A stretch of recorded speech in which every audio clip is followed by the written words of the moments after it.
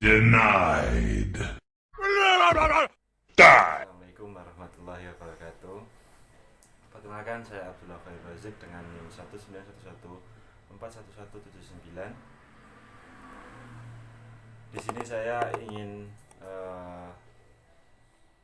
menjelaskan tentang peradaban Islam masa dinasti Utsmaniyah, Safawi dan Mughal. Yang pertama, peradaban Islam pada masa dinasti Utsmani di Turki. Peradaban Islam di masa pemerintahan Turki Utsmani. Awal mula berdirinya Turki Utsmani. Sejak zaman dahulu di sebelah barat gurun Pasir Gobi, ada suku yang bernama Turki. Mereka hidup secara nomaden. Pada saat perkembangan periode Islam, mereka dikalahkan oleh bangsa Tartar. Maka mereka pindah ke barat sampai di tepi Laut Tengah, kini dikenal dengan sebutan Anatolia. Yang sebelah selatan terdapat bangsa Arab. Mereka bersentuhan dengan orang-orang Arab yang telah beragama Islam. Mereka bersentuhan, berkomunikasi, dan menjalin hubungan yang baik. Bangsa Turki tersebut rajin dan ahli perang, pintar di diplomasi, dan akhirnya dengan waktu yang relatif singkat menjadi sebuah kekuatan politik yang besar. Bangsa Turki sendiri terbagi dalam bangsa berbagai suku. Di antaranya yang terkenal adalah suku Ughuz. Suku ini terbagi menjadi 24 subsuku. Dalam salah satu tersebut lahirnya sultan pertama dari dinasti Turki Utsmani yang bernama Utsman. Pada saat bangsa Mongol sebelum Islam, orang Kristen, ingin menghapuskan Islam dari peta bumi, orang Turki Utsmani muncul sebagai pelindung Islam. Bahkan mereka membawa panji Islam sampai di tengah-tengah daratan Eropa. Pada abad ke-13 Masehi, saat Cengis Khan mengusir orang-orang Turki dari Khorasan dan sekitarnya, kakeknya Utsman yang bernama Sulaiman bersama pengikutnya bermukim di Asia Kecil. Setelah reda serangan Mongol terhadap mereka, Sulaiman menyeberangi Sungai Efrat, yang tepatnya itu di dekat dengan Aleppo. Namun ia tenggelam. 4 putra Sulaiman yang bernama Sungkur,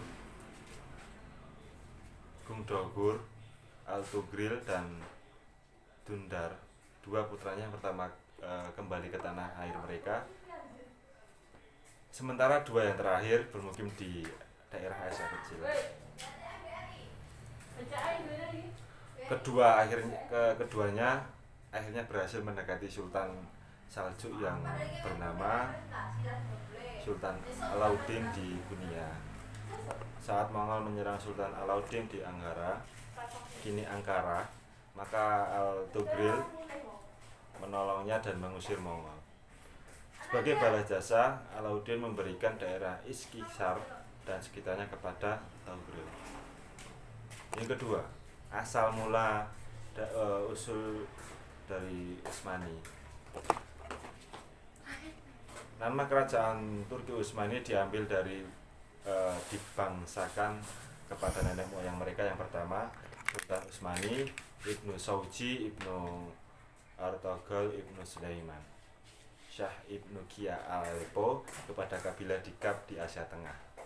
Turki Utsmani berkuasa sejak abad 13 Masehi sampai ke 19. Raja pertama Turki Utsmani adalah Utsman dengan gelar Padishah Al-Utsmain atau raja dari keluarga Utsman.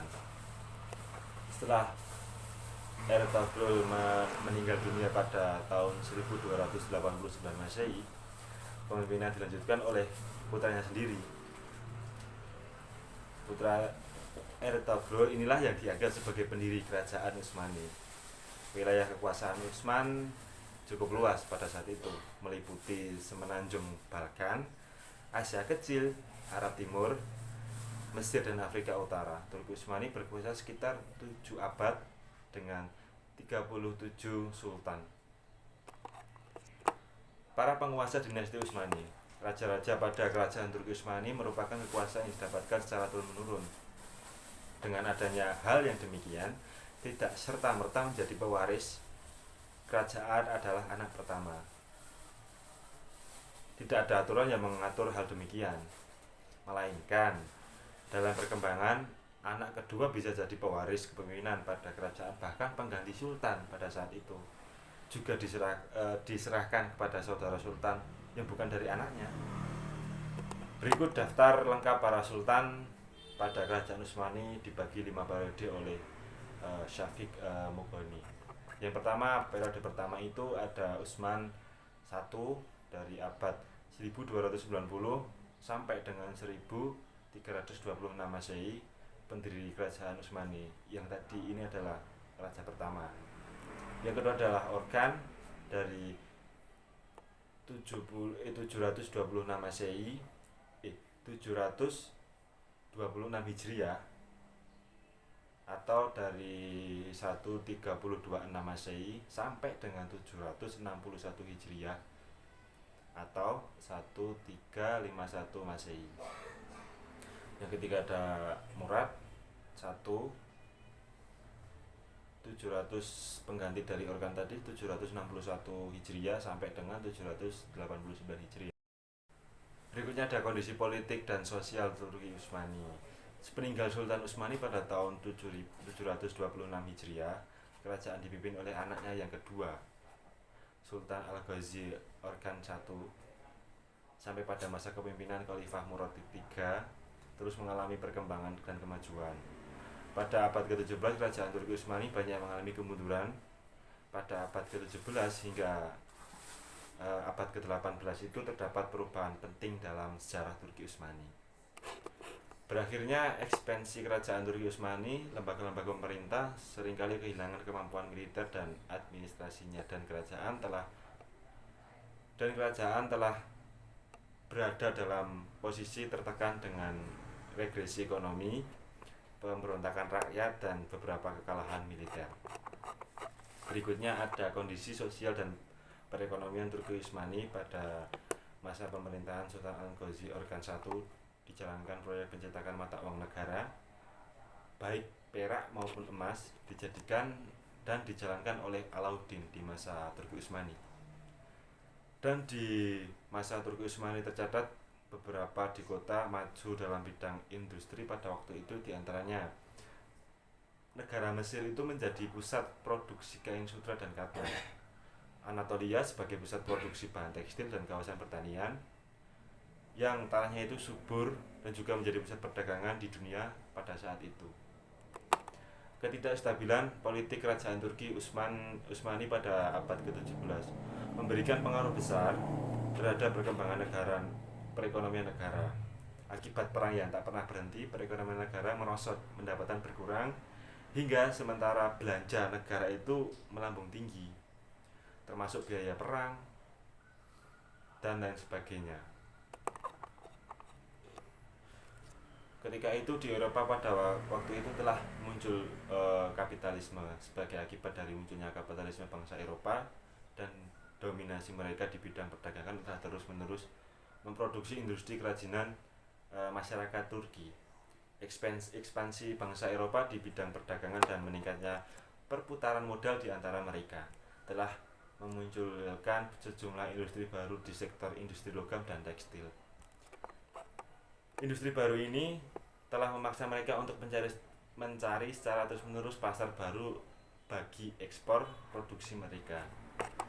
Berikutnya ada faktor kemajuan dan kemunduran.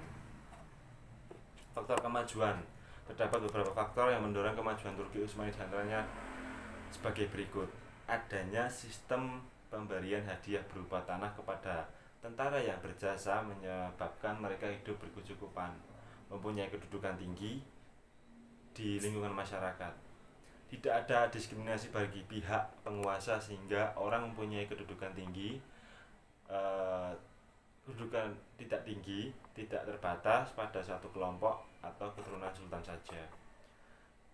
Pengurusan organisasi sangat cakap, padahal saat Marco Polo singgah di Turki pada tahun 1272 Masehi, didapati orang Turki masih menjalani kehidupan yang pindah-pindah nomaden sebagai pengembala kambing dan biri-biri, sedangkan orang Yunani dan Amerika sudah hidup maju di kota-kota mereka sendiri. Akan tetapi mereka kepengurusan yang kurang, karena kepengurusan yang kurang, cakap dari tuan-tuan tanah di dalam pemerintah Bizantium menyebabkan penduduk-penduduk desa Yunani memihak tentara Turki yang memasuki bandar-bandar pada abad ke-18, sekitar 18 sampai dengan 19. Dan faktor selebihnya ada faktor keruntuhan juga. Faktor keruntuhan ini meliputi dari internal dan internal. Yang berada di faktor internal ada luasnya wilayah kekuasaan dan buruknya sistem pemerintah yang ditangani oleh orang-orang berikut yang tidak cakap. Hilangnya keadilan, merajalainya korupsi, meningkatnya kriminalisme merupakan faktor yang sangat berpengaruh terhadap keruntuhan kerajaan Turki. Heterogenitas penduduk dalam agama. Philip K.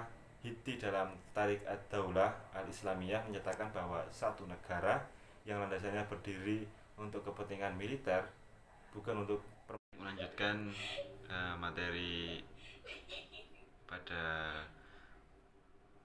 video kali ini tentang perkembangan Islam di daerah saya itu juga sangat pesat juga dan menjadi sentra di daerah desa-desa di sebelah desa saya, karena desa sendiri terdapat suatu pondok yang dimana santri-santrinya itu keluar meraba ke desa-desa, ke masjid-masjid di daerah saya. Jadi terkontrol juga, seperti imam-imam masjid itu dibagi nanti mengajar TPA, jadi imam masjid, lalu mengadakan perkumpulan untuk menarik anak-anak muda agar tertarik kepada Islam. Itu efisiensi menurut saya, dan juga udah terlaksana sampai sekarang. Terima kasih. Sekian yang dapat saya sampaikan. Assalamualaikum warahmatullahi wabarakatuh.